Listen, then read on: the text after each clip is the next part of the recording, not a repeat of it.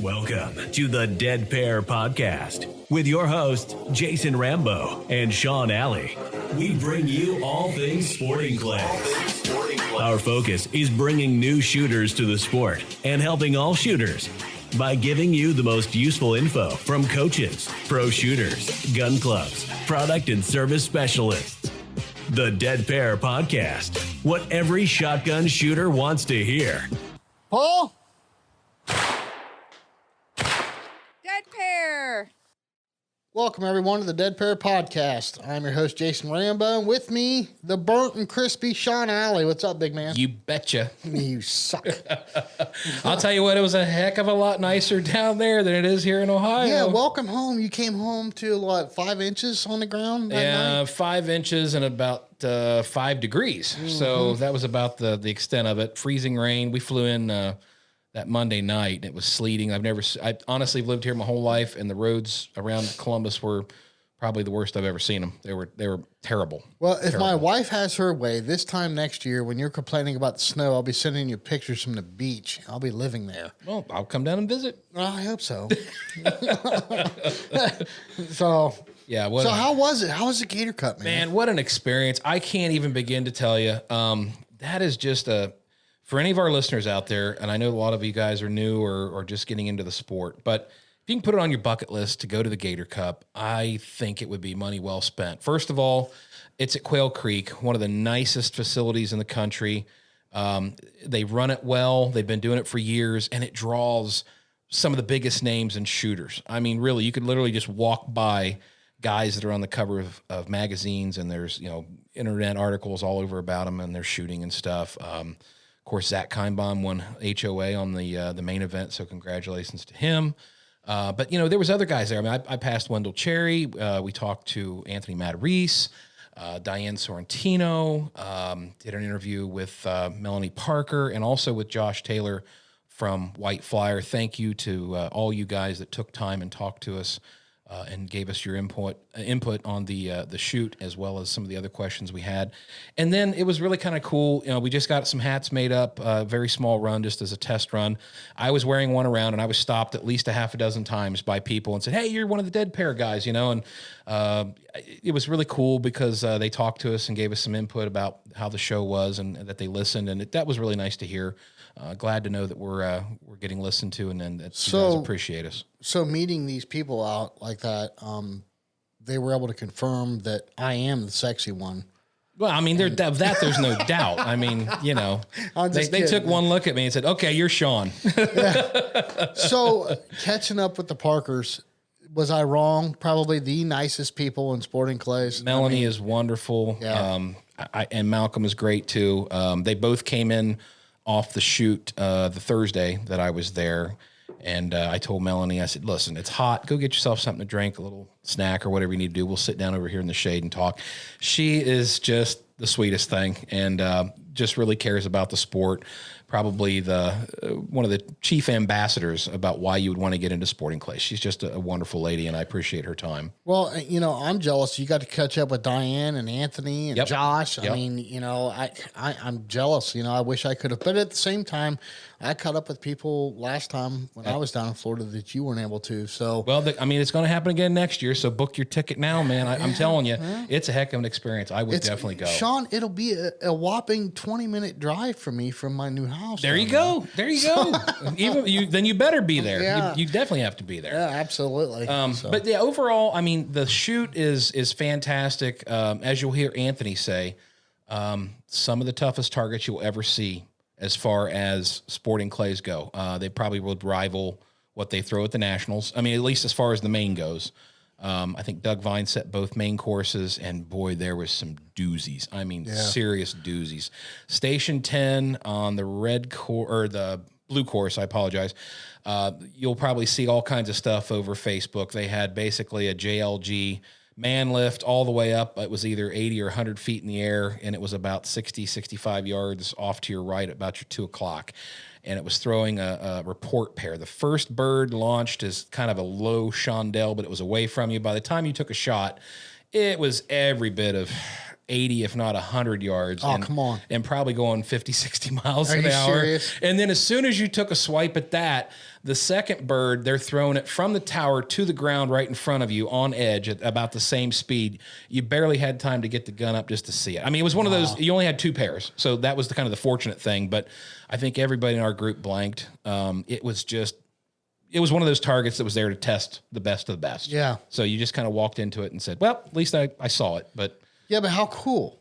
yeah, The exactly. whole experience. Exactly. You know? And I mean, some of the toughest targets I've seen, but was very enjoyable, very fun, very challenging. And of course, the weather in Florida, you can't get much better. 80 degrees, sunshine.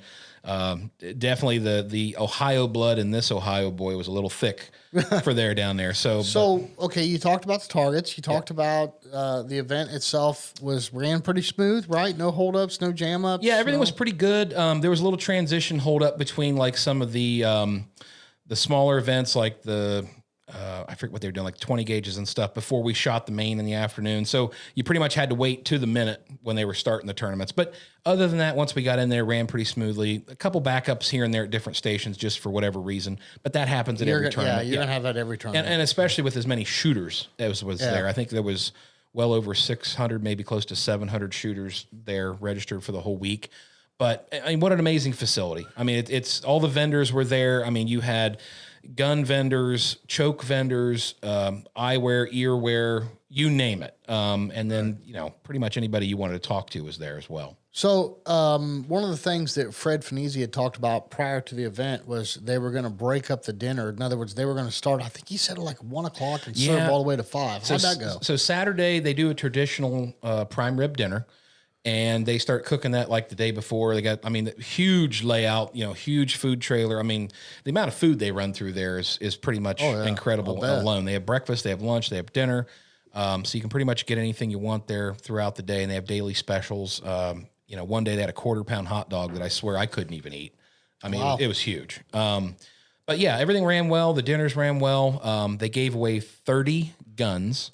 Wow. And I think the big prize was Cole Gunsmithing gave away the DT11 Gold with the custom TSK stock, and a 12-year-old boy, I can't remember his name off the top of my head, won it. What a fantastic prize for that young man. Congratulations. Right. And also, if I can take a minute, I want to thank Rich Cole. You didn't know who I was. My buddy JD was there. He bought his DT11 from you. Also, his wife's A400 from you last year. And he did some trigger work on JD's DT11, which was hanging up when he fired the top barrel. It was a little harder to pull. And I noticed there was a little creep in mine, and I went up to him. I said, hey, Rich, I said, I didn't buy my gun from you. I said, but is there any way your guy could take a look at it? Because I think I've got some of the same thing going on. And sure enough, he yanked the trigger out of my DT11, took it back to his gunsmith, which had a trailer right outside the Beretta building. 10, 15 minutes later, it was back in my hand. And I said, what I owe you? And he goes, I'm not going to charge you anything. He goes, I bet you'll buy your next gun from me. I'm like, absolutely, man. Absolutely. I mean, that's customer service. So big hats off to Rich Cole. Thank you for doing that. And by the way, my gun shot perfect after that. That's awesome. That's awesome. But yeah, just an overall great event. We stayed, me and the 2 guys that I went with, we stayed at OK Corral, which is another shooting facility about 25 minutes away. They have a fantastic course there as well. So it was just kind of a whole shooting experience for the 4 or 5 days that we were there. Weather was great. Again, way better than here. Yeah. I can't say enough about it. It was really, really, really nice. I would definitely go back again in a heartbeat. Yeah. Well, that's kind of what I'm planning for next year, January, February. A lot of my vacation will be revolved around that. Whether I'm living here or there, doesn't matter. Yeah. I would go. And here's the other crazy thing. So when you go there, they park you. Their parking lot's out by the roads, a really long strip, looks like kind of like a runway, and you park on both sides of this thing. And I'm looking at the license plates from the different cars. Yeah. You've got New Hampshire, New York, Texas, North Dakota, just about any. You're thinking, man, people really drove this far to come to the shooting, and sure enough, they did. They did. So, there was just a ton of people there to experience the ambiance. Across the street, they have camping and stuff. So guys towed their whole campers and toy haulers down there. Golf carts galore. I think there was several hundred golf carts that were brought into the facility for the shoot, and then everybody had their own personal buggies. I mean, it was just crazy. Yeah. It was crazy. It was like being at a carnival. It was just really cool. And for the listeners, the whole point of us going on about Sean's trip down there, I don't care what class you're in or if you're just getting started, you do yourself a huge credit and go to one of these big money shoots. I mean, it's the whole experience that Sean's talking about. I mean, he's sitting here. I know you guys can't see him like I can right now, but the excitement, just as he's talking about it, get out and shoot. I mean, plan your family vacation. If you're up north like us in the frigid cold, you take your family down to the beach for the week. You get to go shoot some really cool targets. Sounds like they had good food. Yes. Great people, obviously. Great targets. Great event. And a chance to win some big money, too. Yeah, I mean, that's one thing about the Gator Cup. I think what draws a lot of people is the money. Now, every class, I'm talking everything from Masters all the way down to E-Class. If you won first place in the main, it was $1,250. And that plays to E-Class, too. All the way down. Right. So every first place, ED, CBA, AA, and Master, everybody won $1,250. I think it paid 4 or 5 places back. So even if you won second, it was like $500 or something. Yeah. So, I mean, the one thing I did right, I shot pretty well all weekend long. I had one, the super sporting event. I woke up with a little bit of the brown bottle flu. Did not shoot as well as I wanted to that morning. Of course, that was an 8:30 start off. But I did take second place in the red prelim on Friday. Got a nice little plaque for that. So, yeah. Congratulations, Mr. Allen. Yeah, popped off 4 punches to add to the purse there so I can keep moving up. And then the main, I didn't shoot too bad. I think I came in like 28th place out of 100 shooters. Could have done a little better. If I would have just busted about another 10 birds, I would have been quite a bit higher in the rankings. But, I mean, there's a lot of competition there, man. It's funny because you and I got to talk Friday night. And you were all excited. You were on cloud 9. You placed second in the prelim. Yep. And I was following scores all day long on Saturday, and I thought, he's got some work to do. And then your score came in, and I was like, ooh, the wheels fell off, the axles dug in. And well, I'm going to tell you right now, I think I shot a 74 on Saturday on the main. I shot a 75 on Sunday. And believe me, I typically shoot in the 80s for most of the tournaments around here in Ohio if I'm shooting as I should be shooting.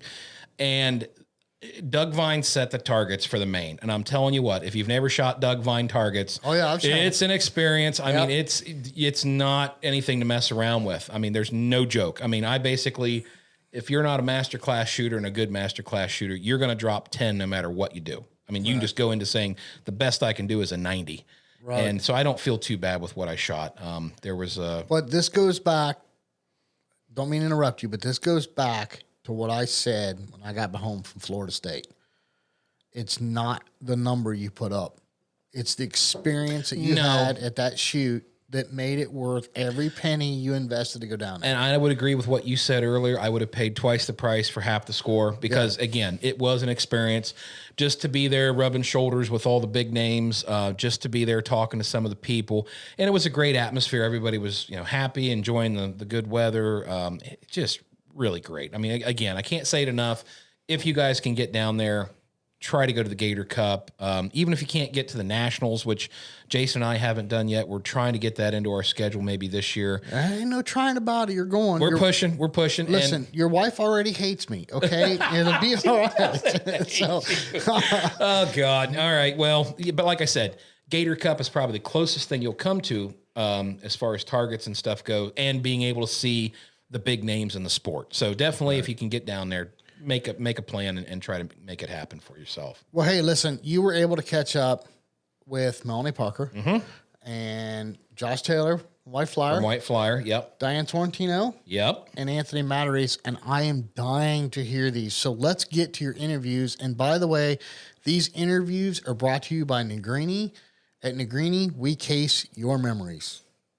All right, I'm sitting here with Melanie Parker at the 2021 Gator Cup. Melanie, thank you so much for meeting with me today. Thank you for having me. I appreciate you asking me. Oh, no, you're very welcome. And you just finished up shooting, correct? You shot FTASC? I did. I shot FTASC, which is a discipline that I don't normally shoot very often, but I shot it today because it's always great targets here. Gotcha. Yeah, fun time, good targets? Fun time, yes. Good deal.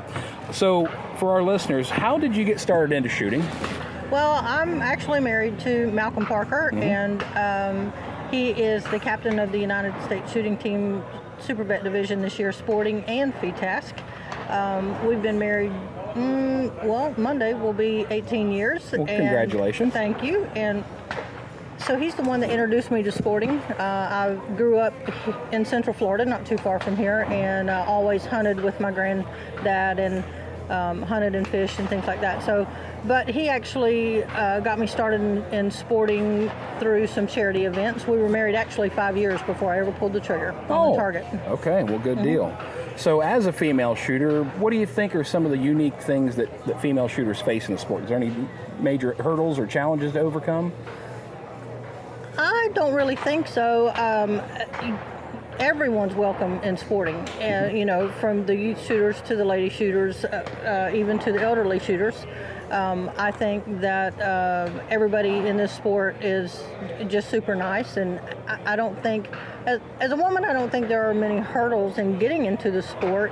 It's hard to compete sometimes with some of the guys, but we're getting there, and I don't think it's going to be very long before you see women HOAs. Yeah, I couldn't agree more. I think there's a lot of great people in this sport, and I think that women have just as much chance to knock off the guys as anybody else does. They're getting closer. It's going to happen. It's going to happen. Closer every week. So I can't wait to see it. We have a lot of great up and coming young women shooters, and we're getting closer. Yeah, we've been seeing a lot more couples on the courses that we shoot at, and a lot more young ladies coming into the sport, which is nice. And I really like to see that, because to see the sport grow is what we're trying to do.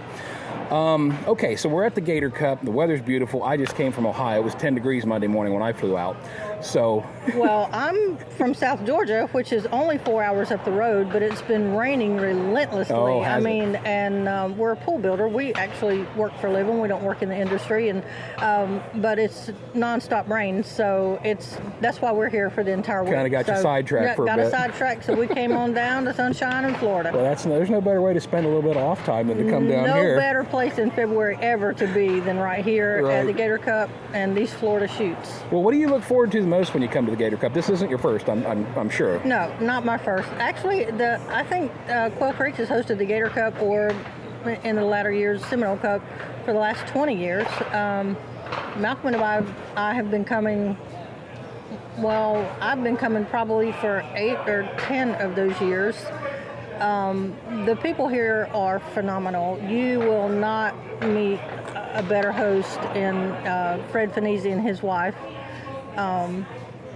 They are just, Maria is above and beyond, with the customer service. Whatever you need, they're going to make it happen. So it's just so welcoming here, and you see the same people year after year after year, and it's just one of the best shoots of the year. I agree. This is a wonderful place. I've only been here one other time. We came at Father's Day last year, and I was really impressed with the overall layout. The cleanliness. The staff was really friendly and happy to have you here. I mean, it's just a really great place to come, and I'd love to be able to come back here year after year if I can afford it and if I can do it. It is a great place to shoot for anybody. Yep. Something to do for everyone. Yeah, absolutely. So getting back to with female shooters and stuff coming into the sports. What advice would you have a new lady shooter that's coming in? Like either her husband's asking her to come with her to shoot with him, or she's thinking about maybe getting some of her friends together. What would be some advice or some knowledge you could share with some lady shooters on our podcast to help them out? Well, there's a lot of great ladies groups that are now shooting. The Honeybells here in Florida, and the Grits, girls really into shooting. Out of South Carolina, I believe they are now, but they have chapters in all the states. The Honeybells are here in Florida.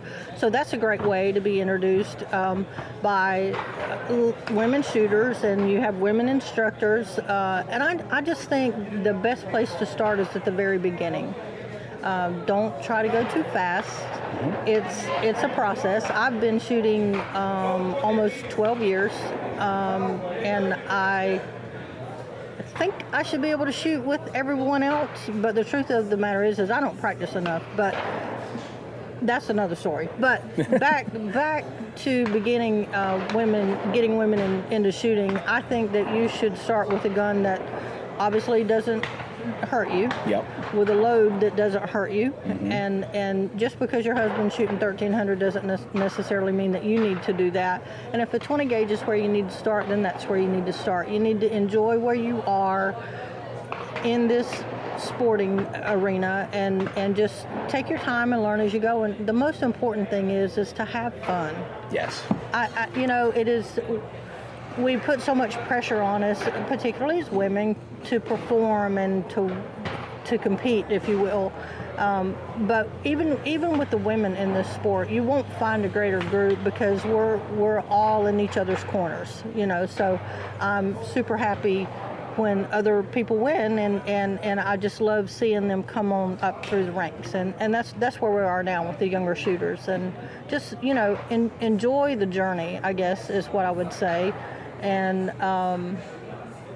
enjoy where you are, start where you are, and don't try to get ahead of yourself. If it's something that you're really wanting to pursue, you need a coach, and that coach doesn't necessarily need to be your husband. There you go. My husband is going to talk to somebody differently than he talks to me. So my husband's one of the best shooters in the United States, but he doesn't coach me. Gotcha. I seek out other avenues of coaching, and not to say that he doesn't help me, because I know he wants me to do my dead level best, always. Sure. But the presentation sometimes is a little sharp. Yeah, absolutely. No, I can totally agree, and that's great advice, actually, for any woman shooter.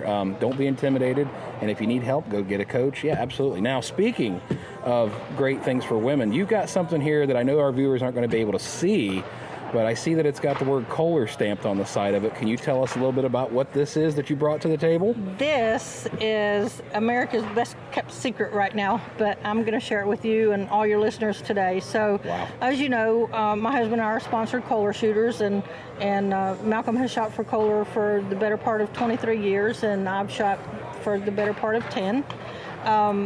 This is the new prototype ladies gun. It does not yet have a name. We're working on that, but okay. we've are working on this.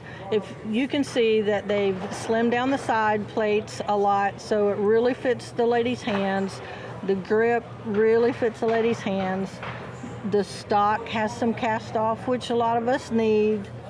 And let me just tell you, this wood is beautiful. You said something about the wood. It's gorgeous. And Kolar, the Kolar wood on the basic guns is just beautiful because they hand-pick all the blanks. Yeah. So it is just an amazing piece of wood. But this gun, if you're at the Seminole Cup, or if you're at any of the events where we have the elite trailers, the elite shotguns, because they're one of the largest Kolar dealers in the United States, they will have this tri-gun. And so what we're doing is we're offering this up to shoot for the women, and we're taking their advice, their criticisms or whatever, and we're working on it. So this gun will be released in this basic model, which is the real slim model, just the basic Kolar model, and we'll also have a couple engraving patterns that are yet to be revealed. So, but this gun will be released later in the year for purchase. So we're just really working on it now, just kind of laying hands on her and massaging her and getting her to where she needs to be. But well, you let me hold it, and I was very pleased. I mean, the weight is down low. I mean, it's still a fairly solid gun for a lady, but it's very sleek feeling in the hands. It's going to be, like I said, roughly 8.5 pounds, and the best thing about the Kolar is all the balance is right between your hands. It's not barrel heavy, it's not butt heavy. It's just it just sits right on your hand, and it's just, I love it. It's my favorite gun ever. Yeah, that's going to be huge, because we've got a friend that we shoot with back home. She shoots a Siren, and the reason she went with the Siren is because it's a gun made specifically for a lady, and the ladies build.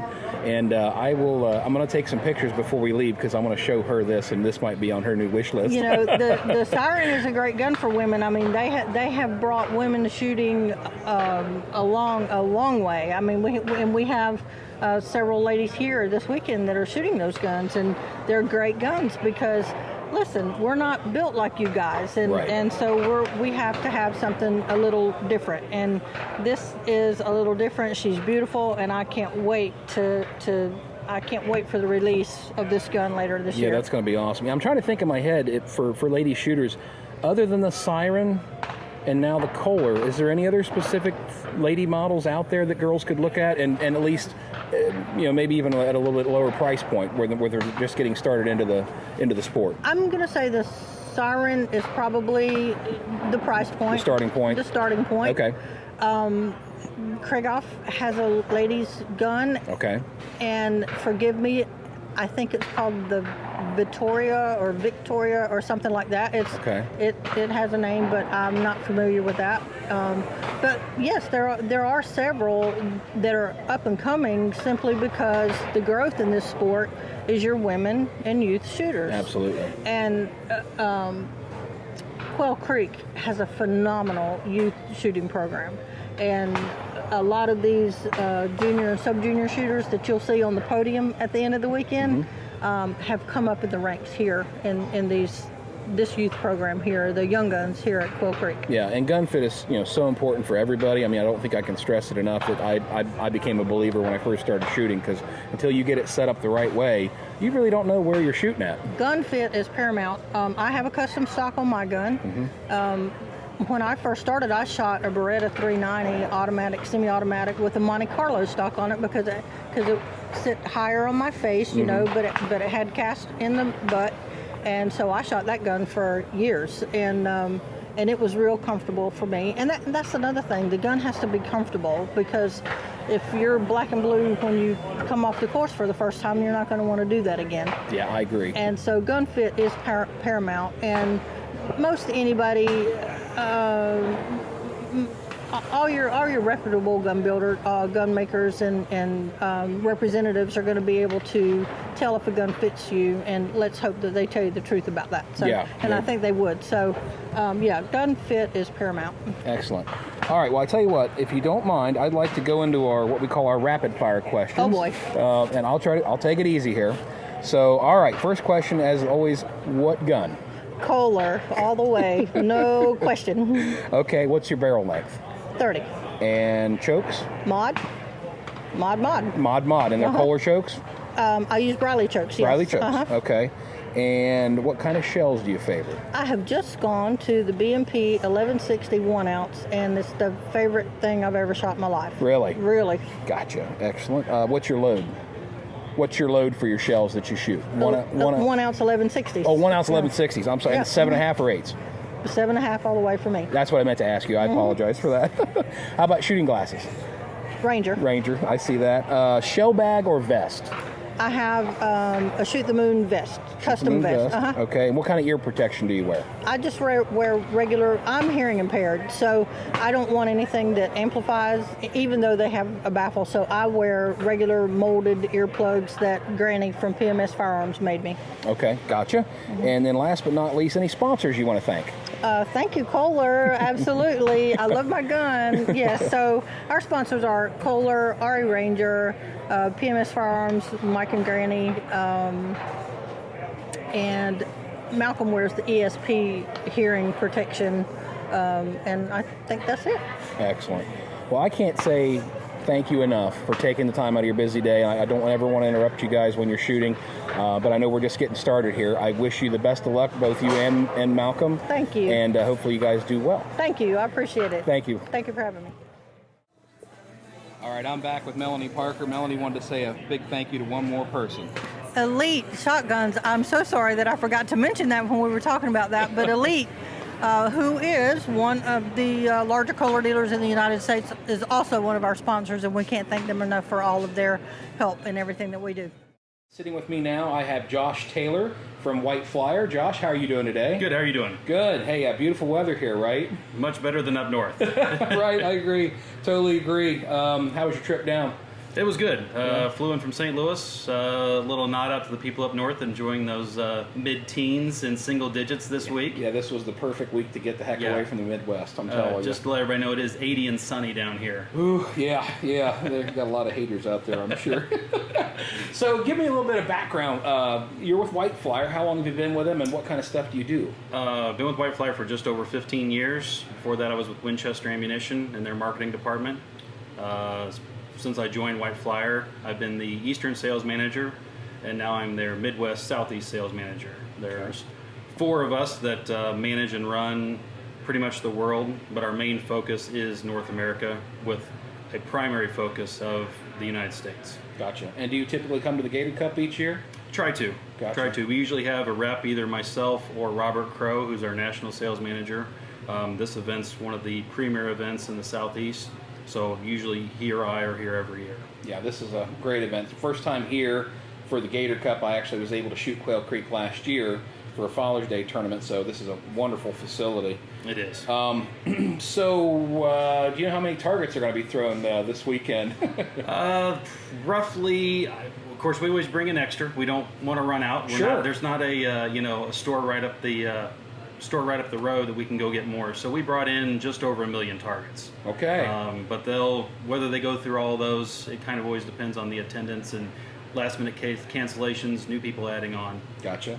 And I'm sure you bring the full gamut. You guys make, how many different targets do you make for the United States market? We make everything. Okay. Everything's done in-house, from international targets to the trap and skeet targets to the sporting clay targets. Okay.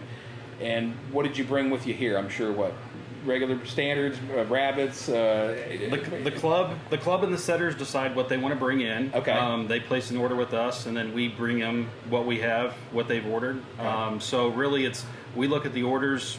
Of course, this club obviously has been doing it for a long time. They know what they need and where they want to use it. A newer club or a newer tournament, we might visit with them and say, hey, may not want to bring this in. You may want to look at this color combination, but absolutely here you're going to have the gamut, probably from all black 108 sporting clay targets to all orange. You have your Batus, your rabbits, your middies. I'm sure there'll be some 70 millimeters out there, but yeah, you're going to see between FETASC, 5-stand, the prelims, and main events, you're going to see a gamut of everything out there that we make. Good deal. I can't wait. I haven't been able to shoot yet, but I'm definitely looking forward to it. So, obviously this is the continuing year of COVID. Has COVID affected White Flyer and their ability to supply targets to any of the clubs? It did a little bit when everything first hit, when they were trying to decide what was essential and non-essential businesses. Mm-hmm. We did lose production for 4 to 6 weeks out of some of our facilities. Then we were deemed essential business, and just like all the other ammunition and firearm manufacturers, and we got up and running, obviously with a lot of safety precautions. Our main focus is still the health of our employees. We didn't want anybody doing something that they weren't feeling comfortable with.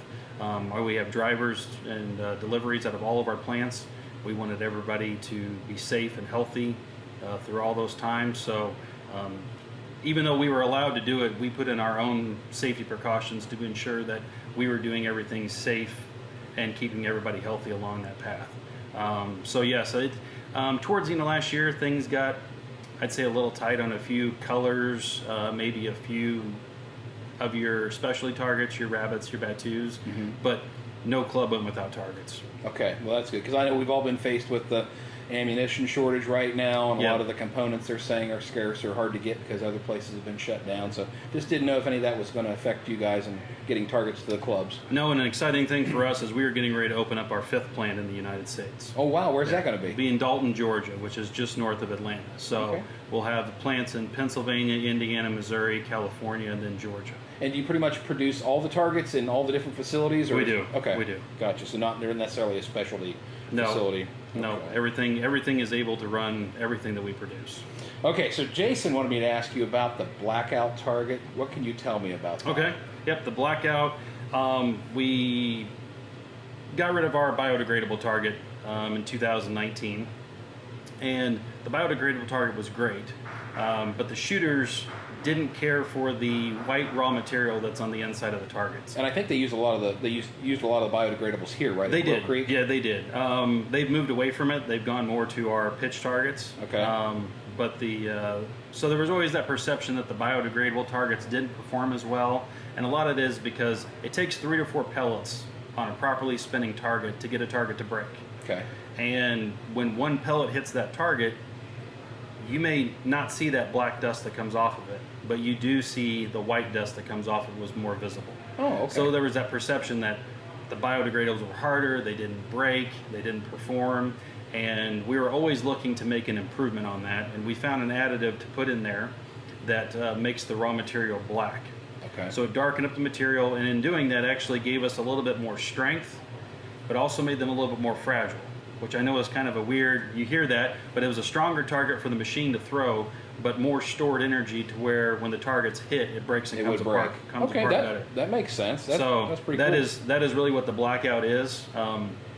We just wanted a whole new name and new brand to that particular target. Okay. Anything else new that White Flyer is working on that you could share with us? We're always looking at things new and exciting. Not really anything for 2021. Obviously, coming off of a 2020 year, we were kind of handcuffed from a lot of things. Sure. SHOT Show didn't happen this year. There was a lot of in-person, face-to-face meetings. Usually the plant managers and sales always get together multiple times throughout the year, and all that had to be put on.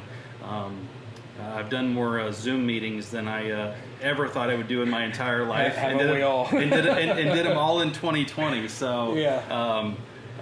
Hopefully getting into 2022, we're back to the SHOT Show and maybe can make some announcements on maybe some different colors or even something else. So fingers crossed that things get back to normal sooner rather than later. Okay, and then I was going to circle back to you, and you don't have to answer this if you don't want to. So, can you explain a little bit of the difference between the standard 108 millimeter target that we use here in the United States and the 110 millimeter international target that they typically use in Europe? And then, after that, is there any thoughts that you would share whether or not they would ever standardize that for the world, or are we just going to always see a separation between the European stage and the American stage? Absolutely. Yep. Since sporting really originated here in the States, as far as developing our game, the American sporting clays, came from skeet and trap, which was a 108 millimeter target. Okay. So when you go back to the early infancies of both of those games, that was always a 108 that was developed here in the U.S. versus international trap, international skeet was the predominant game around the world. So when they took those targets to develop FETASC and the European sporting, they just immediately went from 110 to 110 versus we went from 108 to 108. So our trap and skeet targets and then our sporting clay targets, our sporting clay target is a heavier target. It's still a 108 millimeter, but it's a heavier target so we can throw it faster and further for sporting clays. Okay. So we do have tournaments that we send 110 millimeters to. A lot of the trap manufacturers offer those carousels here in the U.S. So there's always that option, but to say that there'll be a rule change or to where someone will say this is mandatory that we, everything is, 110 or 108, I don't know if that'll ever happen or take place. Because I think the 110s, they do fly a little faster, right, than the 108s with the weight, or... You can. I mean, really, our 108s aren't far from the 110. Okay. You can throw them just a little bit faster, and obviously it's a little bit bigger target and a little bit heavier, but it's very, very, very, very minimal. Well, I mean, obviously I've never done it, but I've heard from, higher up shooters that when you go from the American stage to the European stage, there is a little bit of difference in, how your eye reads the bird on a 110 target versus a 108, and that's the only reason I was curious to see if there is. I mean, you're still dealing with a different profile.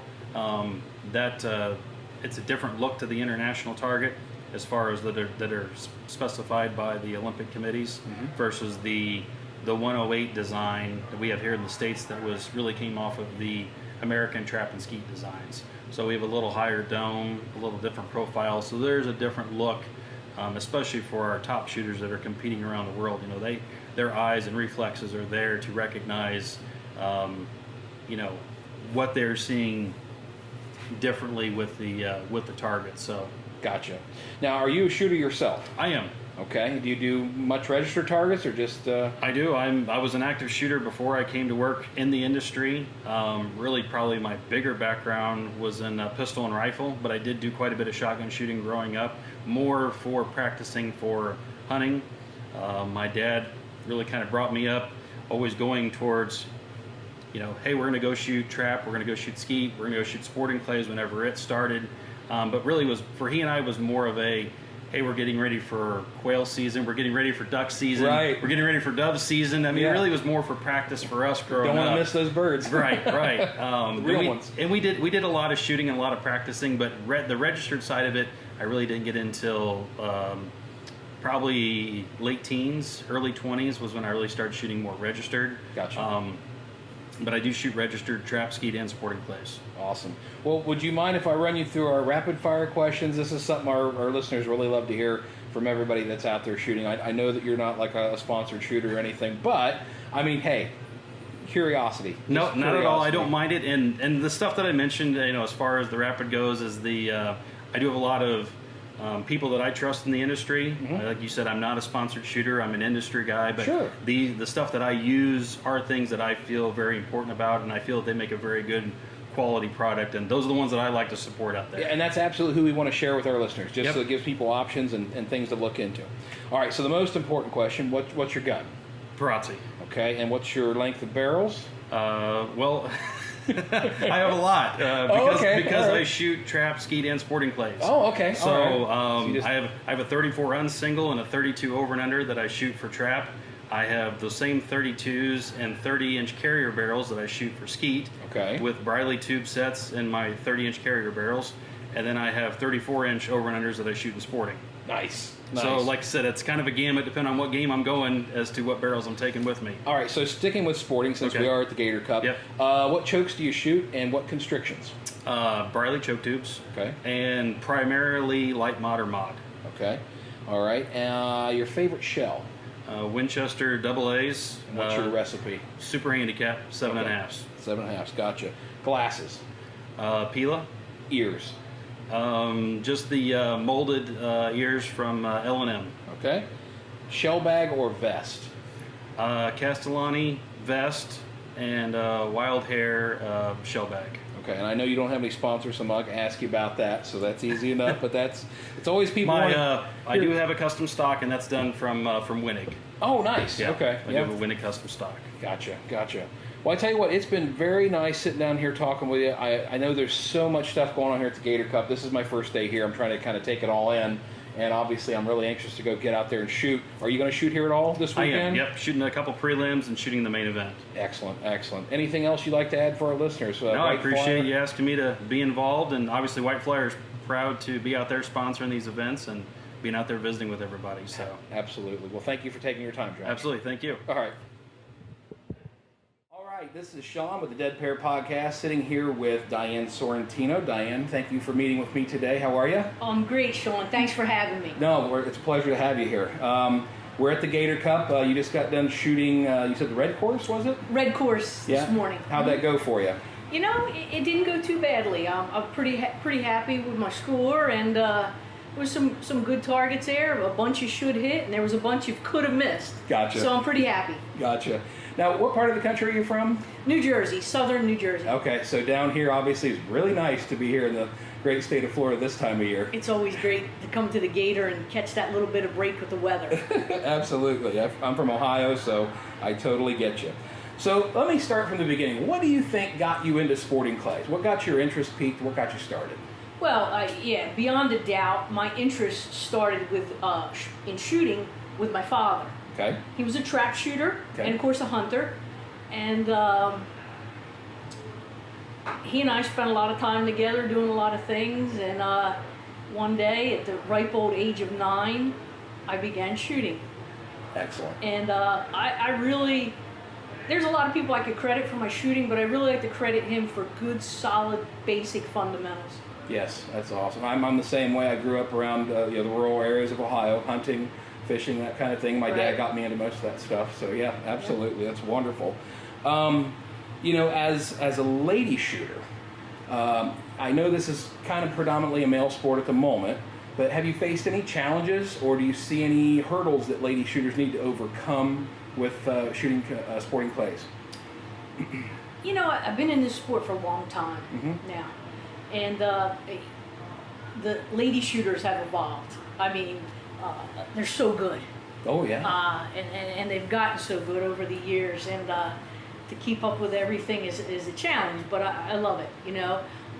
Anyway, I think for lady shooters, it's not so much facing challenges from other competitors and things of that nature.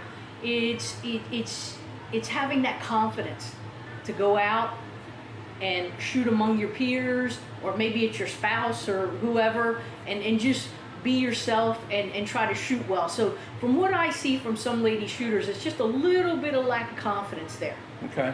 All right, yeah, because I mean, I look at it, and correct me if I'm wrong, I look at this sport as a great equalizer because really, man, woman, or youth shooter, it really doesn't have a lot to do with your athletic ability, although it does to a degree. Right. But it's a pretty level playing field overall. Yeah, it can be. You know, I mean, you know, for years, I mean, there's a lot of women that can keep up in the different classes, especially master's class. Absolutely. And shoot very well. You know, and be maybe high overall at an event. There's a few of us that have had that privilege at our state shoots and things like that to finish high overall. So it's quite an accomplishment. There's some differences. We could get into that, but pretty much, you know, a lady could come out, have a great time, and be a great shooter. Right. Absolutely. Any advice that you would give either a lady shooter or a young girl coming into the sport, getting started? You know, yeah, I work with a lot of lady shooters. I work with Anthony Matarese at the AIM shooting school. Mm-hmm. And we get people varying abilities, and they're just brand new starting out, or they're just trying to get better and try to understand the game. So therefore we do have a lot of ladies that come in. And I think one of the big obstacles is, believe it or not, the gun and even the ammo that they're trying to shoot. Okay. Now, for instance, they may have a spouse or other guys at the range that try to help, and I want to tell you what I see at ranges is just awesome. Men always trying to help the ladies, and that's great, and I think that's awesome. But it might not be the right fit for them. Sure.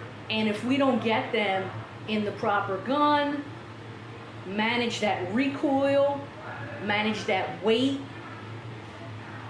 a good shell that's not going to add or add some problems to all this, Mm-hmm. they're going to shy away. Yeah. Because I've seen it. I've seen them come in, I've seen them get beat up, and they really don't want to come back. Yeah.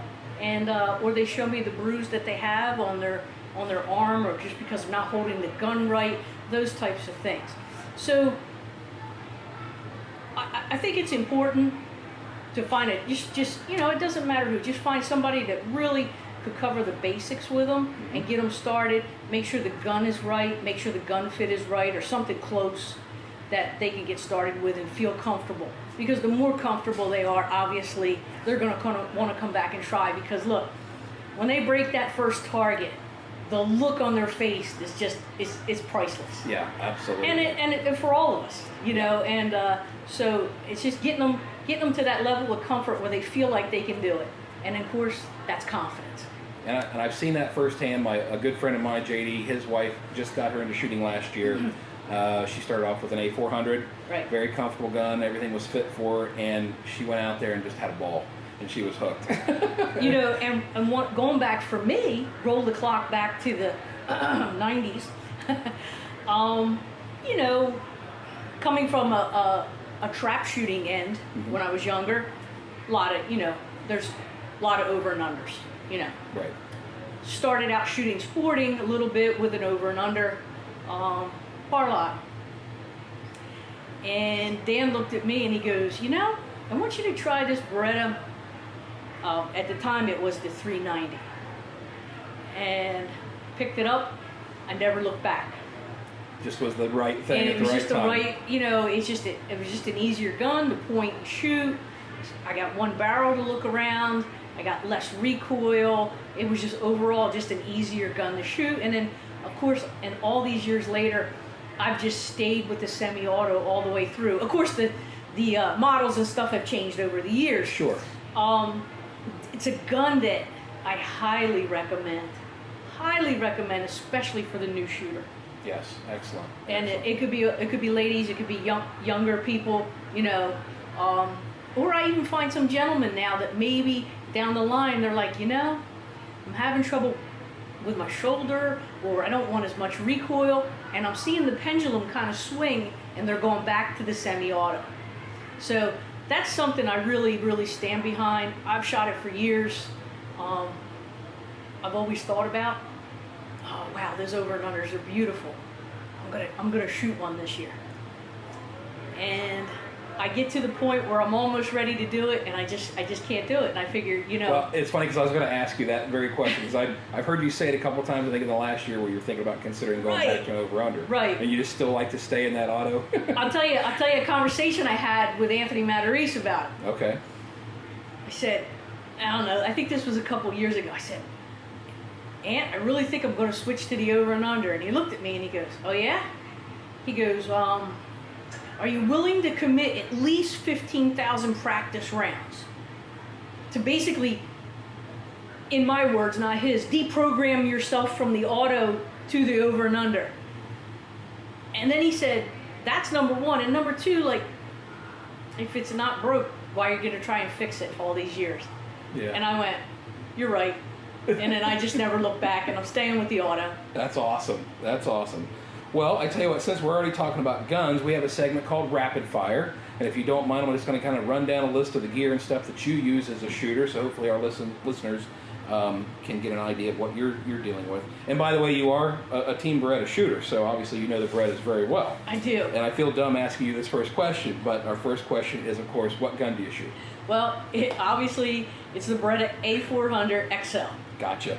And what is your favorite choke or chokes to shoot with sporting clays? You know, the Constriction, I really shoot a lot of light modified. Okay. I got one barrel, and it seems to work both ways. If I get something a little bit out there, or I have something a little bit closer, maybe that takes you out of your comfort zone, I know that choke performs very well. And it's a Briley titanium. That was my next question. Okay, Yep. so Briley titanium is your choke.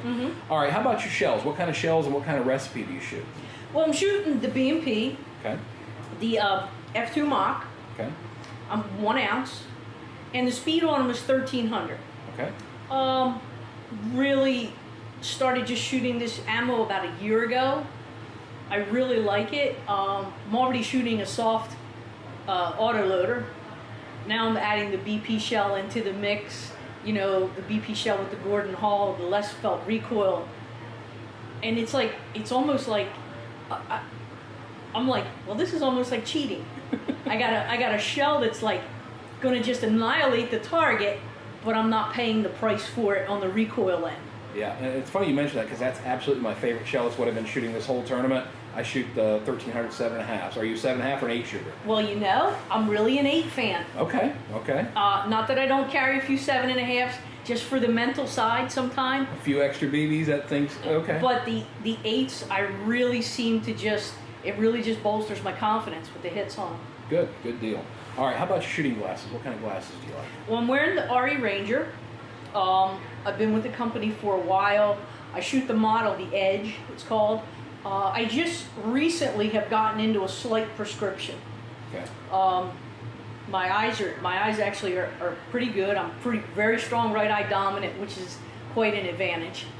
And but the Rangers just offer to me, it's just like the superior clarity of the lens. And they're very comfortable. I can wear them all day. I don't get any fatigue any place. So yeah, Ranger meets the bill on the glasses for me. Excellent. And are you preferential to a shell bag or a vest? Vest. Okay. Brand? Just gotten used to it. I'm shooting Castellani. Okay. And they fit real well. They pay attention. They will get that vest to fit you. You know, you need a little tweak here or there, and you feel comfortable with it, because that's what it's all about. I mean, especially when we're shooting FITAS. Oh, sure, yeah. You know, you need that vest to perform, because you get a mismount, it's pretty much going to be a lost bird. Yeah, because you're always starting from the low gun. Right. So good quality vest, and the best part is you can really get that tweak to fit you. And last but not least, what's your ear protection that you prefer? I've been wearing ESP for a while, electronic ear protection, doing a lot of lessons and shooting. So, you know, these things are in my ear. You know, for me, it could be 4 days a week, could be 5 days a week, could be less, you know. But great protection on the ears. And the biggest thing is with earplugs for me is not to get that ear fatigue where it starts to hurt your ache ear. A little yeah. bit. Yeah. And so they're custom molded, so that really fits the bill for me. Excellent. Okay, and then last but not least, any sponsors that you'd like to mention or thank? Oh my goodness. I'm sure you've got a few. Yeah.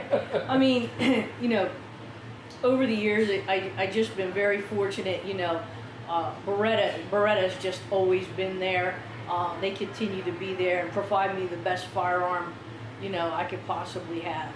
And covered my ammunition with B&P, my earplugs are ESP, my chokes are Briley, and now you're catching me on the spot here. What else are we doing? It's all right. Take your time. I might think of another one along the way. That's fine. We can. But That's fine. That's totally fine.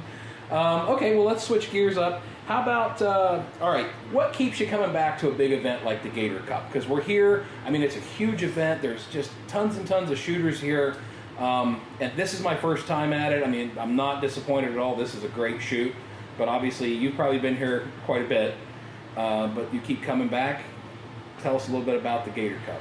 I think the Gator Cup represents the first big shoot of the year. And usually on a normal year, not quite like last year, but on a normal year, the last big event would have been the Nationals in the end of October.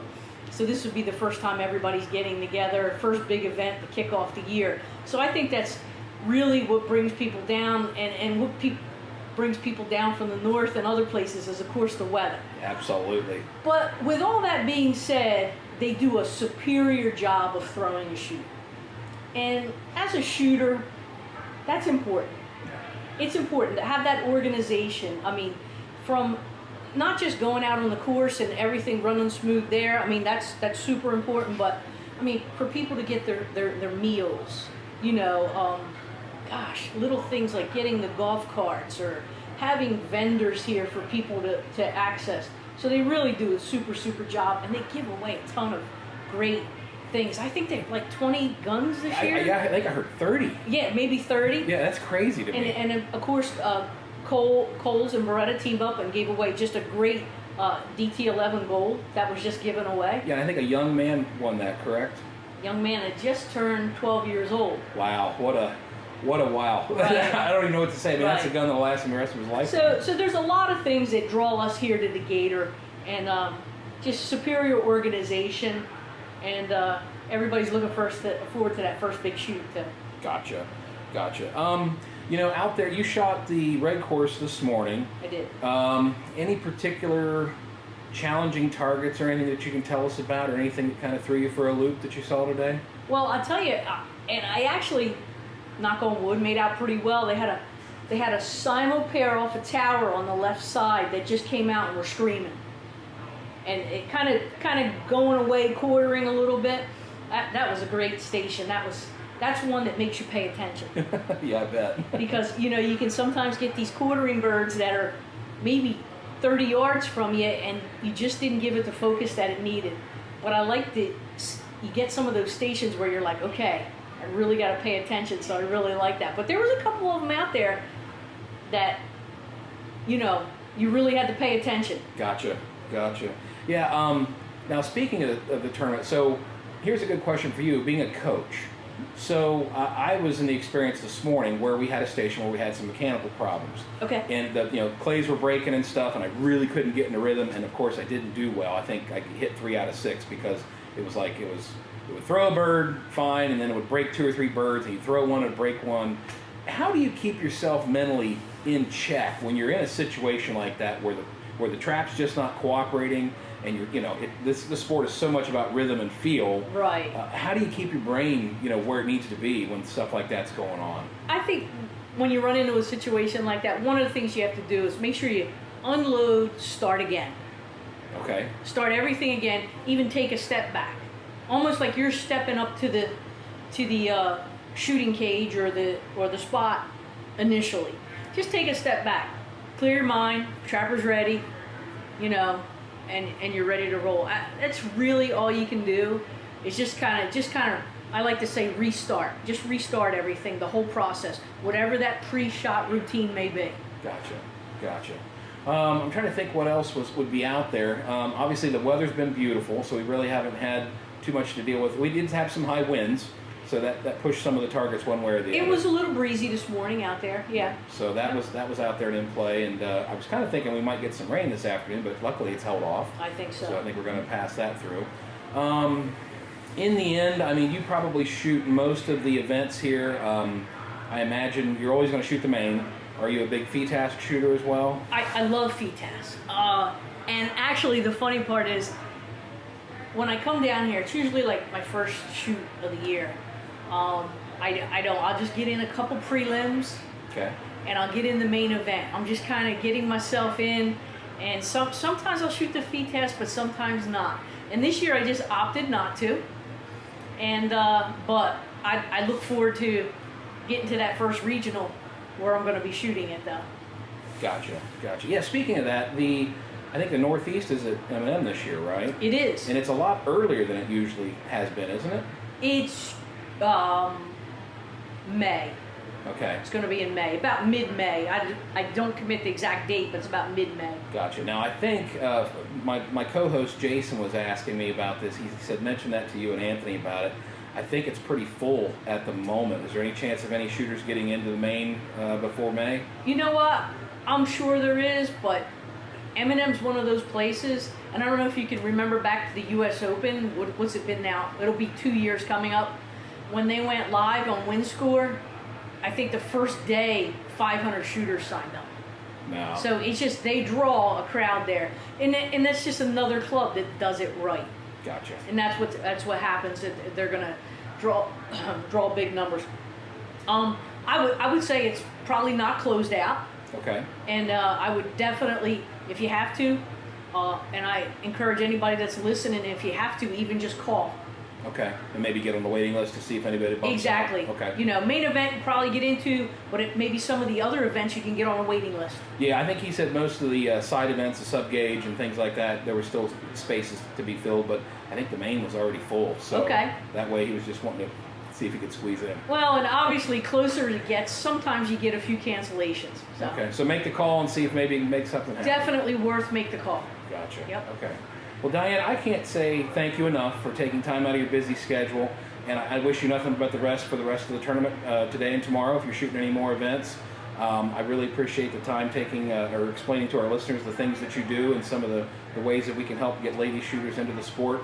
Final note, as the sport overall, most of the time we see the new shooters coming in like have parents or relatives in the sport already, so that kind of leads them into it.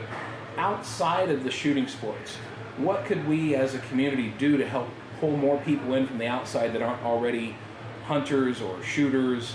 What do you think could be done to kind of help push the sport and grow the ranks? That's a good question.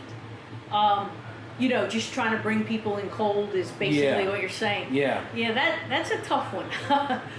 Because usually this sport just thrives on, you know, like you said, maybe a relative or somebody, a friend brings people into the sport. So basically, I think as shooters, what we have to do is just be mindful. And when we talk about the sport with a lot of passion. Yes. And we try to bring people in. And, you know, people that are interested. So I think that's where it really comes from. I don't know if we're gonna generate more people to the sport by just kind of doing it cold.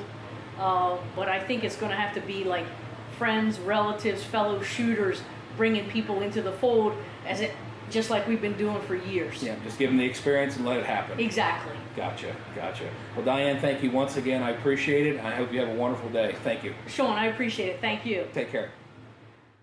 All right, we're back again at Gator Cup 2021. I'm sitting here with the privilege of actually talking to Mr. Anthony Matarese. Anthony, thank you for taking the time to see me. Thanks for having me. I appreciate you talking to all of our listeners at the Dead Pair podcast. So, how was the targets today? They're good. The blue course is definitely one of the tougher courses that you'll see in competitive shooting. I missed a few that I should not have missed.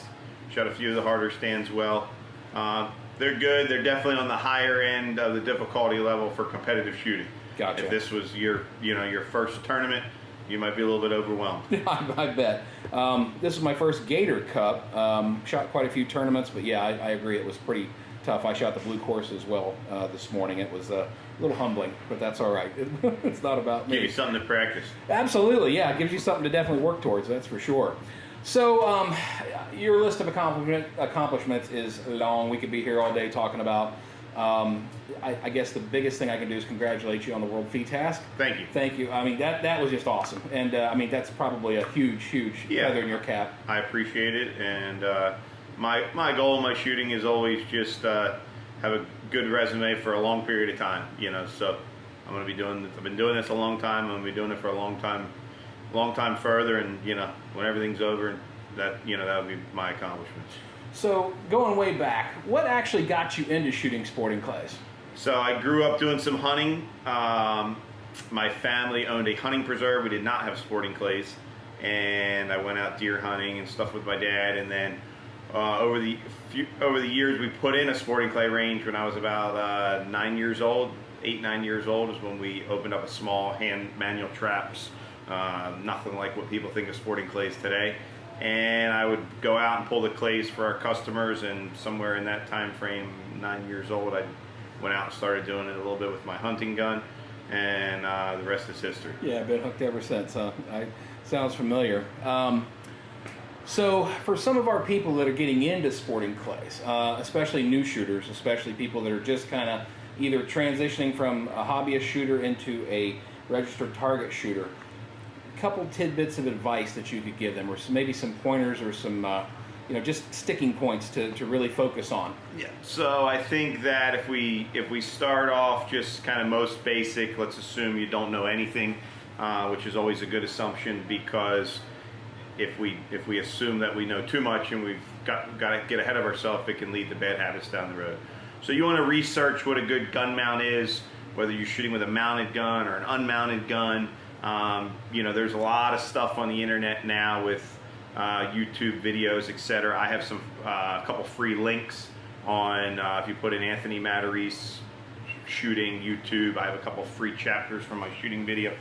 Look at how the best guys are mounting a gun. A guy by the name of Nicholas Berry, he has a lot of footage up there. So you want to learn stance, gun mount, and make sure you look like what some of the best guys look like. You don't have to be exactly like they look, but if you see where they've got the gun in their shoulder and they got their head forward on the stock, and you see how they're standing, I would suggest that you work on that on your own at your house.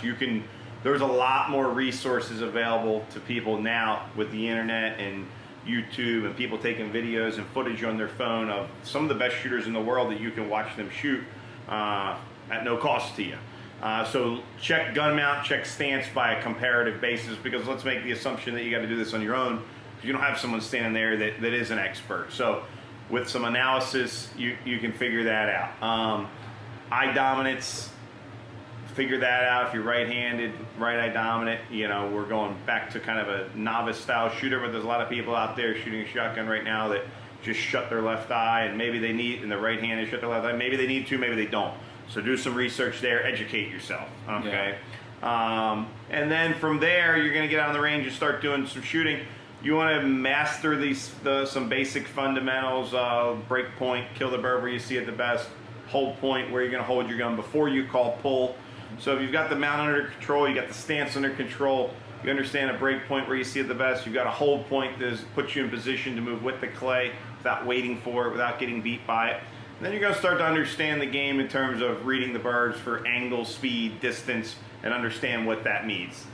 That gets us into the conversation of lead, okay, which is a complicated topic, but let's say lead is something that you should understand and learn that some birds take more lead than other birds. But then we want to learn to maintain a focus on the clay so that we see the clay clearly, we have a sense of the lead, we see the lead in our peripheral vision, so we have an idea of what it is. So if you can understand angle, speed, and distance, you've got a good break point, you've got a good hold point, you've got the gun mounted correctly, you've got good stance, and you've done some research on eye dominance, that's enough information for, some of this. Look, you got to go out, you got to do a little bit of homework, do some, get in YouTube and Google and start searching some stuff, but we're giving you what to start looking at. Gotcha. There's some good resources available for you just to find stuff right online at no cost. Well, okay, so as a coach, this kind of leads me to my next question. I know you've seen all makes and models and experience levels. for a shooter or for a student coming to you for the first time. Yep. What are some of the big things that you have to fix, or what are some of the big errors that you're always focusing on when you get a new shooter that comes to you that's trying to get better? Would you say a new shooter that's more novice or has been playing the game a while? I would say more of a novice, like somebody that's kind of started on their own. Yep. And they're starting to get to the point where they want to maybe start shooting some registered targets, and they're getting better, but obviously they feel like they either don't know enough or they're stuck a little bit. And they're stuck a little bit. So what kind of things do you see? Stance and gun mount is huge. Okay, I don't know how many people show up, they mount the gun, their head's too far back on the stock, they got the gun mounted too high in the pocket of their shoulder, they mount the gun too high in the pocket of your shoulder, you see the recoil pad sticking up above the back of the shoulder, head's way back in the stock. That's kind of a very typical novice mistake. Stance matters to the degree that it limits your movement, so you've got to be able to rotate, move your body as a whole, not just your arms, keep yourself balanced. So those are two big fundamental things that I say are wrong quite often. You can educate yourself on the types of presentations that might be best shot with the gun slightly unmounted or out of your face, where you don't have your head locked down on the stock on every shot, even if it's a soft pre-mounted gun, which means getting your face out but leave it in the pocket. So that's something you can educate yourself on. I would say the biggest thing that people, once you get past stance and gun mount and that stuff, the biggest thing that people don't have is they really just don't have a system. Okay, when I say they don't have a system, they don't have a process or a plan. So where are you going to shoot it? Where are you going to hold? Did you read the angle, the speed, the distance? So that's really the first thing as I try to teach people once we get kind of past some of the foundation stuff is how do you play the game? What are you looking at? What were you even attempting to do? We're not just shooting at moving targets with no plan. We've got to teach you how to get a plan and get ready for what the presentation's in front of you. Gotcha. Well, that actually leads into my next question. So my co-host Jason wanted me to ask you this question. He is very intrigued about your pre-shot routine. And would you mind walking us through what you do before you go up to the station? So when I view birds, I kind of think I break my pre-shot or what you do before you get in the box and what you do in the box into kind of two parts. Plan. First is plan. That happens in most scenarios unless you're the first guy outside the box, okay, or on your view birds. So my plan, first step in my plan is where do I see the clay the best? Where do I see the second clay the best? Okay, if it's a double, is there something that I have to do to kill one bird sooner to get me in a good position for the second bird? So I'm going to kill the bird where I see it the best. I'm going to pick my hold point. Where am I going to hold that it's going to allow me to move in synchronization with the clay? If I hold too close, I'm rushed. If I hold too far out, I'm waiting. Where am I going to look, okay, to see the bird coming? We'll call that a soft focus. So I want to see the bird come off the trap, but I don't look directly at the trap. So I don't look any closer to the trap than I have to. Okay. So if I see the flash come off the trap, I'm happy with that. In my opinion, the bird does not have to be clear when it first leaves the trap. Okay. People often talk about seeing the target clearly the whole way. Not only do I not do that, I advise against that for the average shooter. So I want you to see the clay right away, but I don't want you locking your eye on the clay. So where can I acquire? How far in do I have to bring my eyes to see it? If I've got my eyes halfway between my hold point and the trap, where in my soft focus, most of the time I'm pretty happy with that. Okay? So I got to see it come out, but I don't need to look at it right off the arm in terms of clearly. Hard focus. When I fire, is there at that break point? Is there a way that I see the clay? Can I see the black edge, the circle in the middle, the sun hitting off of it, right corner? It's orange and black birds, see the contrast. I want to pick that. Certain birds, if they don't allow me to see them well, like you shot out there on the blue course, and there's a couple extreme pairs, if you take too much time to see the first bird clearly, the second bird is gone. Gone, okay? yeah, absolutely. So I plan on that I'll just see a clay. So I might not see it crystal clear. So I define that. That's how well I see the clay. I'll call that my hard focus, but it's not always a perfect focus contingent upon how the presentation is thrown to you. If it's just an on-edge orange clay up in the sky, it's just going to be an orange clay up in the sky. That's how I define that, because I'll carry that into my routine later. And then I'm reading the bird. Angle, speed, distance, line. Is it going up, down, 4 o'clock, 2 o'clock, 8 o'clock? So I've got angle, speed, and distance. To me, you'll see me then I'll have my hand up. So I'm rehearsing the station. I'm basically testing all of those variables. When I put my hand up, I account for where I'm going to place the gun in relation to the target. That's what I call the insertion of the gun relative to the barrel. Okay. So depending upon the angle, the speed, and the distance, my gun's going to be closer to the bird if it's less distance, less speed, less angle, and more space in front of the clay, depending upon, if there's more angle, speed, and distance. So my hand is basically showing myself prior to getting in the box where I want to insert the gun. My insert of the gun is not necessarily my lead, but it could be my lead, okay? Lead comes from two places. It comes from the speed of your barrel and where you place the gun relative to the bird. So if you place the gun ahead of the bird and you fire and the gun's moving the same speed as the bird, that's your lead. The insert was your lead. If you insert the gun on the front edge and the gun speed is slightly faster than the clay, then you're establishing lead with the gun speed. So I do both, okay? My hand, though, in my pre-shot, in my plan, before I'm in the box, is showing me where I want to start the gun for that type of a target. Okay. So that's very precise for me, okay?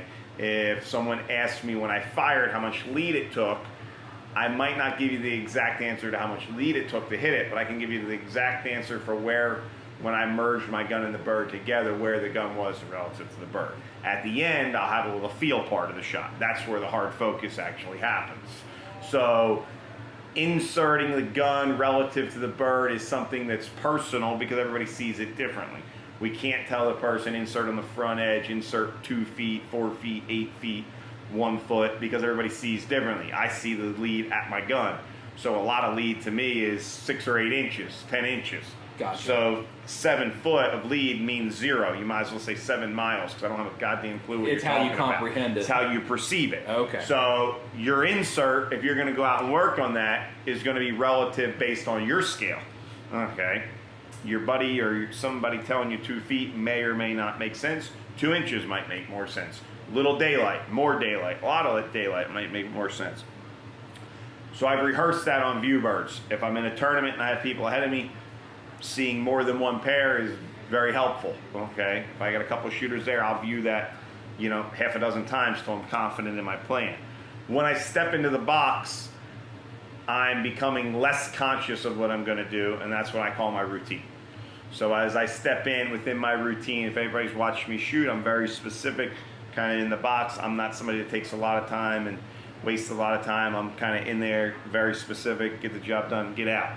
So I load the gun the same way. I check my break point and my hold point the same way. I'm always mount at my first break point, come to my hold point, come out of my gun if it's an unmounted shot, or stay in if it's a pre-mounted shot, pull.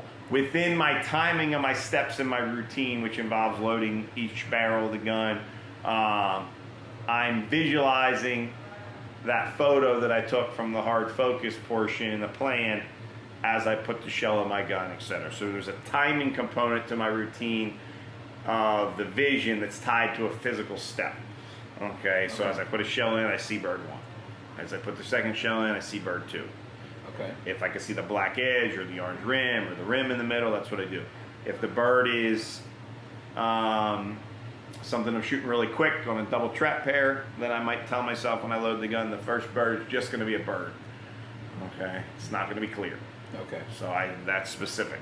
Okay, and when I close my gun and I come to my first hold point for the first bird, I see the first bird again in my mind, and I call pull as I see that bird, so my mind is occupied the whole time through my routine. So people ask you sometimes, how do you clear your mind? I never clear my mind. I just occupy it with things that are important. Awesome. Excellent. Okay, well, if I may, I've got a selfish question. Yep. Since you shot the blue this morning, I shot the blue as well. Yep. I believe it was station 13, or maybe it was 14. There was a true pair, right to left crosser. One was a Rabu. Yep. The other one was a standard. Yep. Everybody I watched before our station got up there shot the Rabu first, then they went after the standard. Our squad went up there and shot it the same way. And for those listening, the Rabu was kind of short thrown. It died at about 30 yards out. Yep. The standard went way out, maybe Right. died So about Rabu 60. being a rabbit in the air, very tricky because of the different mass and the different flight characteristics. So I struggled. I hit 3 out of 6. Yep. Just could not. My natural instinct was to hit the Rabu and then swing through to the standard. When I got out of the state, or when I finished my routine, I was the last shooter. The trap thrower said, "Hey, try it backwards just for kicks." And when I did it backwards, I nailed them both. Yep. So, typically I've always been taught that when you have a true pair, you want to hit the back pair first and swing through to the first. In this case, it worked the other way. Is there any way to kind of gauge that when you're up in the box? Yeah, I mean, I never used it. When I was a kid shooting off a manual trap, we always did use a generic rule, shoot the back bird, then the front bird. Well, today, though, you got so many different variations, that you can't use quite a generic rule back then front. I'm always looking at how I can see each bird well. Like, how do I maximize my time? How can I see each bird? If I do a rehearsal. If I shoot this bird here, then the second bird's going to be doing this. If I shoot this bird here, then the second bird's going to be doing this. So at that station, I was third up. I was standing, obviously, with those boxes that you stand in, these cages that we have are big and they block your vision a little bit. We're shooting in an enclosed with a kind of gazebo type thing. So I was standing outside the box up next to the cage, and I was rehearsing it the way that you said you did it afterward. I was rehearsing it to shoot the front bird standard than the rabbit, but the guy that I was the first one up, he was hitting it, so I never got really a good rehearsal of what it looked like. So I'd shoot this when I go to see trying to see how much time I had for the rabbit, and I couldn't get a good feel for it, right? So he ran it, okay? He ran the station, shooting the rabbit first. Yep. So literally, I've got one shooter ahead of me. Now I really got to rehearse what I'm doing. I never rehearsed what I was doing when he was shooting because I was trying to rehearse the other way and couldn't ever really see the birds. So I got to make a decision that I'm confident in quickly, okay? So I thought it could have been done both ways. My logic was, well, he ran it that way, okay? Yeah, might as well. I know I can shoot as good as him. Gotcha. So, I'm gonna go that way, and I'm gonna rehearse it that way on the person in front of me because they stepped in there and did it that way. So I was able to get myself prepared, and I shot rabbit then bird, and I did run it, okay? But if I was the first one, I probably would have went bird then rabbit, but to be honest with you, it's all time related. It's all time oriented in terms of how much time do I have and how well can I see the clay. So if I kill this bird here, how much time do I have? If I kill this bird here, how much time do I have? So at the end of the day there, I think it could have been either way. I don't think you necessarily made a bad decision. You could have got it the way that you did. Flip a coin and see what happens. Exactly. Gotcha. All right, well. At the end of the day, there is an embedded lesson there. I didn't know either. Okay. But I damn sure made sure that I knew when I stepped in there what I was doing. So I had a plan. Gotcha. All right, well, let's take a break off the serious stuff. We do a series called Rapid Fire Questions. Yep. Basically about your gear and stuff, what you use to shoot with. I feel dumb asking you this. What's your gun? I shoot a Beretta DT11. Okay, and what chokes do you typically shoot? I shoot Briley. It's a custom choke they make for me. I shoot a pair of modifieds. Okay, pair of modifieds. What is your shell recipe? What do you guys like? I'm shooting a 1 ounce 1290, mostly 8s. Winchester, 1 ounce, 1290 feet per second, mostly 8s. I shoot a few 7.5s. Okay. Shooting glasses. I shoot Pila. I use all the brown lenses, the CED, I believe they're called. I use that 30 and 42 the most. Okay. Shell bag or shooting vest? I use a vest. Okay. Brand? Castellani. And ear protection? I use foam plugs. Foam plugs. Straight and simple. Cool. Any sponsors you want to thank while we've got you here? All my sponsors are all, glad to have them. Laporte, White Flyer, Beretta, Pila, Winchester, Beretta, my family's shooting ground, M&M, probably Jim Greenwood Custom Stocks, probably missing somebody. I'm sure there's a bunch out there. If I missed you, sorry. Well, speaking of M&M, hey, here's a quick question. So the Northeast Regional is going to happen this year. Yep. Is that, I think it was in May is when they're It's going to be like May 17th, right in that time frame. Is that typically a little earlier than the year than it usually is? We normally always do it right in that time frame. Okay, all right. Yep. I shot the Northeast at Cardinal 2 years ago, and it was like so for the September regional or something. championships, the club picks the date. Oh, the club picks the date. I gotcha.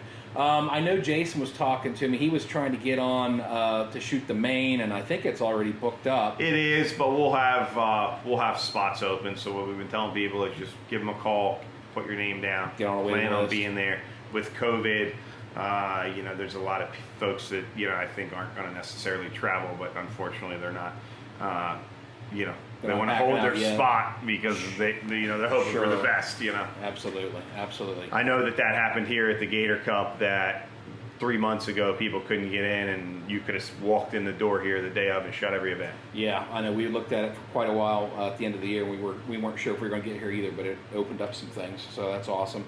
All right, so last thing, as a coach, I know you're a very busy man. You got all kinds of irons in the fire. You just released your DVDs. Yep. You've been working on those. Yep. How do you feel that's going, and do you think that the DVD approach or the video approach can help a shooter just as much as a live coach? Yeah, they're not going to help just as much as a live coach. Now if you don't have a great coach, they might help more. Okay, Gotcha. So you need good instruction if they're if you're going to get help. The videos are very good. I've done this my whole life.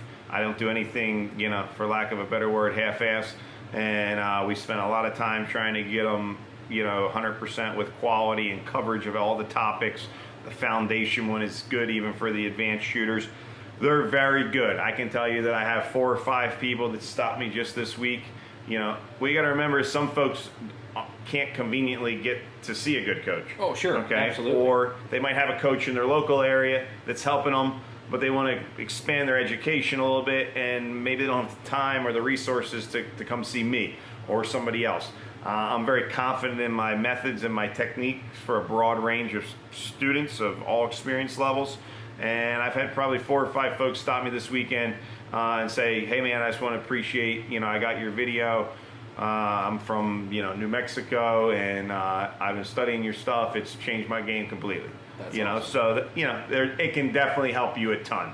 Okay. If you're taking instruction with anyone, I think there's a lot of concepts in there that are good reinforcement regardless who your coach was. Gotcha. So don't be afraid to get them. There's some, for the advanced shooters, there's a lot of tactics in there that are target specific, etc. So it's been very successful for us. We've had a lot great feedback and lots of people, stopping us and, thanking us for the material that we put out there. And for our listeners on the Dead Pair podcast, where can they go to get these videos? The best place you can get it is on Amazon. So if you have an Amazon account, type in Anthony Matarese shooting videos. It'll pop right up. That's easy. If you already have that, you can buy it right through Amazon, or clayshootinginstruction.com. That's my personal website, clayshootinginstruction.com. And you type in you click on the videos, and it'll take you right there. Excellent. Well, Anthony, I can't say thank you enough for the time that you spent with our listeners helping us out. I wish you the best on the rest of your shooting this weekend, and hope we can talk again soon. Absolutely. Thank you. Thank you. Wow, and all I can say is wow. Yep, definitely some big names there. A lot of good information. It was a treat to sit there and talk with those people. That's amazing, dude. Great that you caught up with them. A little bit jealous. Yeah. Wish I could have been there with you. Wish I could have been part of all those interviews. That have been a lot of fun. But man, you did a great job, Sean. Good questions. Thanks, and I just really want to say a heartfelt thank you to Melanie, Josh, Diane, and of course Anthony. I know all of you guys were very busy. Everybody was running around trying to do their game. Josh was obviously running around doing all of his contacts with White Flyer. But thank you, all you guys that took time out of your busy schedule to sit down with me and do a quick interview. Yeah, and some big news dropped there. Melanie dropped about Kolar's coming out with a youth/ladies version. Oh, and she was she was like over the top excited. We sat down to start. She goes, "Oh, wait a minute!" And she got up and she ran over to the Elite Shotguns trailer and grabbed it and brought it back. And you could just see she was beaming about it. I took some pictures. We'll post it on the Facebook page and stuff for our viewers to see. But that's going to be a big gun. It's beautiful. Obviously, Kolar probably second to none as far as the wood on their guns. I got to admit, I'm a little jealous of the wood on your gun as well. But she was very excited. It doesn't have a name yet. It's a prototype, probably going to be a ladies gun and maybe even a youth gun if they get all the stuff worked out. But they were letting people take it out and shoot it there at the Gator Cup and get their feedback on it. So really, really, really cool. And of course, we're the first people to announce it to the public. So that was very cool. And again, big thanks to Josh and Diane and Anthony. Anthony, obviously, one of the greats of the sport, period. Yes. And obviously, as many people that would like to go have a coaching lesson with him, let's not forget he's got his DVDs out there. So if you don't have the time or money to go get yourself with a coach, maybe picking up some DVDs from somebody like Anthony would be the next best thing, where you can sit and watch them at your own leisure. And I'm sure all the information on those DVDs would be helpful to our listeners. You know, Anthony is a plethora of information when it comes to sporting clays. Dude, you look at his, it's like I told him at the beginning of the interview. I said, you've got so many accomplishments. We'd sit here for 20 minutes just going through all the stuff that you've done. And then, of course, the big thing was obviously winning the World FITASC. But, you know, I mean, he's just got a track record of so many things that he's done. And the knowledge that he's accumulated since he was a young guy getting into the sport, he's forgotten more than we'll ever know. Right. You know? Well, seriously. you know, and a testament to Anthony, you know, our coach, who is a level 3 instructor, still finds value in Anthony's DVDs. Absolutely. So, you know, if our coach is referring back to those for knowledge, think of what just a new shooter, Joe Public Shooter, Yep. you know, could get out of Anthony's DVDs. So hats off to Anthony. Yeah, you could spend a lot more money in a lot worse ways than to pick up some of these DVDs. That's for sure. Absolutely. But overall, man, what a great experience. Fantastic time. Obviously, love the weather, love Quail Creek, love the Gator Cup. Would definitely be going back sometime in the near future, and hopefully you'll get yourself there as well. Yeah, for sure. You know, Sean, while you were down there goofing off, I was home working. And I know you were working hard. Shoveling snow. Yeah, well, you know, and I was thinking, and I had maybe an adult beverage while I was thinking, and not you. It got me to dig, and I was like, you know, what if there was like a theme song for our shotguns? Oh boy. You know, and I thought of mine, and I think I came up with the perfect one. Okay, what's that?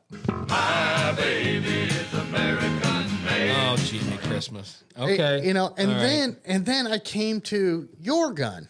When the moon hits your Seriously? eye like a big pizza pie, that's amore. Hey, they've been building guns for 500 years. They know what's going on. Hey, and another thing, I wanted to give a shout out to one of the guys that helped me get with those shooters. Of course, Anthony and Diane are both Team Beretta shooters. Yes. And Brian Buzzy is one of the big sales guys for Beretta. Yes. He was down there at the shoot, and he was instrumental in getting us hooked up with Anthony and Diane. And Brian, thank you. Yes. Can't thank you enough. That was fantastic. Thanks for helping us out with that. Yeah, for sure. Thank you, Brian. Appreciate that. You know, I've shot some tournaments up here, and Brian was there. Got to meet him a couple times, and outstanding individual. So thanks, Brian. Good guy, and definitely likes that we're representing the sport. He's told me more than once that he loves what we're doing, and really wants to try to help us out any way he can. Yeah. Okay. Cool. Man, that's awesome. You know, listen, guys. Again, I understand Sean went to the Gator Cup, and our focus is new shooters. And you're probably, I'm going to repeat this. You're probably thinking, what in the world does this have to do with a new shooter? This is one of the great experiences of this sport. Yes. This is why we love this sport. An opportunity to go shoot these big events, be part of these big events, see great targets, eat great food, meet outstanding people. The vendors, the manufacturers behind the sport, you get to meet them, shake hands with them, see them face to face. Do yourself a favor and get out to these big shoots. Yeah. It's definitely going to teach you something, especially depending on where you're at. I mean, we are very lucky here in Ohio. We've got some world-class facilities with Cardinal and Eagle's Nest and, you know, C4 and Mad River. And, I mean, the list goes on. Hillendale, the list goes on. So we're very fortunate, but I know not every state has that varied amount of courses and clubs that you can go to.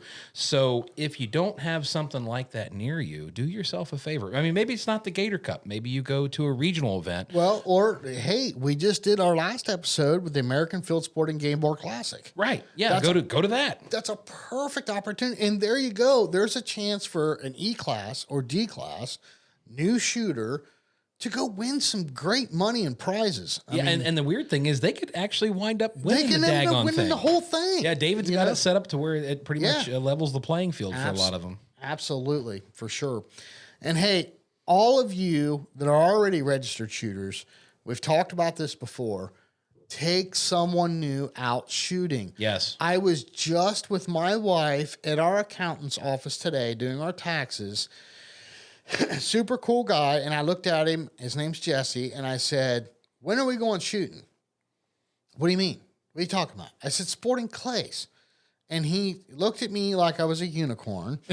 And I was like, okay, let's break out some YouTube videos. And we did. And I said, by the way, you ever heard of this thing called the Dead Pair Podcast? And he gets this big smile on his face. And I'm like, check it out. Listen to us. We can help you get started. But I'm taking him to Cardinal next week. Yeah, and one more thing along that line.